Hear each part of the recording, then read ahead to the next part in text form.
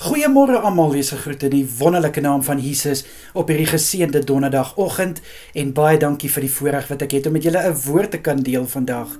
Nou vandag praat ek met julle oor iets wat ons almal soms sukkel om te kry, maar ons weet, wanneer ons dit kry, maak dit ons vry. En ek dink julle weet nou klaar waarvan ek praat. Ja, die waarheid. My broers en susters, baie predikers praat ook baie oor die waarheid, want dit is waarin ons leef, in die waarheid, wanneer jy 'n kind van God is. God is 'n God van waarheid. God is nie 'n God van leuns nie.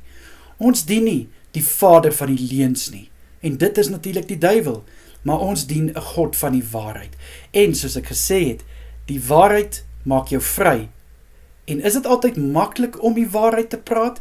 Is dit maklik om vir iemand die waarheid te vertel? Nee, dit is nie, want dit maak seer. My broers en susters, hulle sê mos, daar's niks so hard soos die waarheid nie. The hard truth, soos hulle sê in Engels. Maar dan weer eens, die waarheid maak jou vry. Het jy al gevoel, hoe voel dit as jy 'n swart sak gedra het en jy sit hom neer, daai verligting. Nou dit is hoe dit voel as die waarheid uitkom.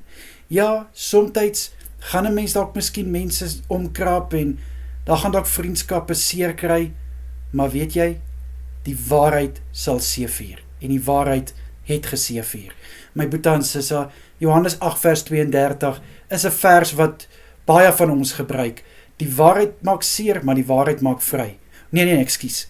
Julle sal die waarheid ken, en die waarheid sal julle vry maak. Ekskuus vir daai ene. Daai is gewoonlik 'n sê ding wat hulle sê van die waarheid maak seer, maar die waarheid maak vry. Maar in Johannes 8 vers 32 sê dit, julle sal die waarheid ken en die waarheid sal julle vry maak. My broers en susters, dis regtig uiters belangrik dat ons so ver as moontlik, soveel as moontlik in die waarheid wandel en in die waarheid leef. Hulle sê mos ook dat ware leuen snel agtervolg die waarheid omwel.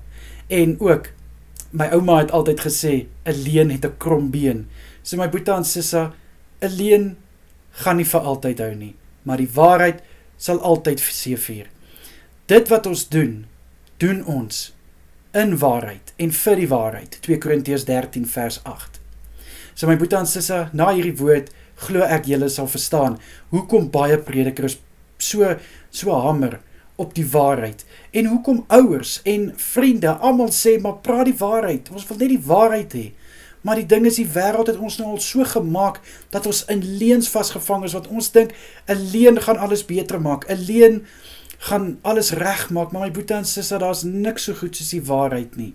Ek weet, baie mense mag sê, jy praat maklik, dit mag dalk miskien so wees, maar ek weet, ek dien 'n God, wat glo in die waarheid, en as ek 'n kind van hom genoem wil word, moet ek ook kan staan vir die waarheid.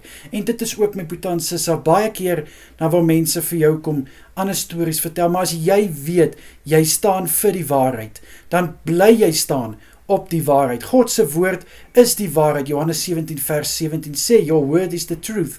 U woord is waar. My broers en susters, ek wil hê jy moet hier aan vashou en te weet dat die waarheid is belangrik en die waarheid moet prioriteit wees in 'n kind van God se lewe. Kom ek bid vir ons. Vader, ek bid in Jesus naam. Liewe Here, ek wil bid dat ons sal wegskram, heeltemal wegskram van leuns, dat ons, liewe Vader, op 'n plek sal kom, dat ons sal staan vir die waarheid, en liewe Here, niks anders as die waarheid nie. Asseblief, liewe Here, in Jesus Christus naam is dit my gebed. Amen en amen. My broers en susters, julle moet 'n wonderlike dag verder hê. Kyk mooi na julleself, wees geseënd, en môre bring ek vir ons 'n woord vir Paasnaweek. Totsiens julle, bye bye.